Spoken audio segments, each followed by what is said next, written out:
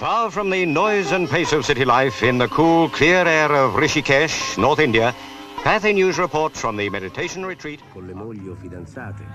e Mia Farrow, la moglie di Frank Sinatra, e Donovan, un altro idolo degli adolescenti inglesi, e il famoso gruppo californiano dei Beach Boys sono andati in India a meditare con un maestro e decidono su come spendere il pomeriggio.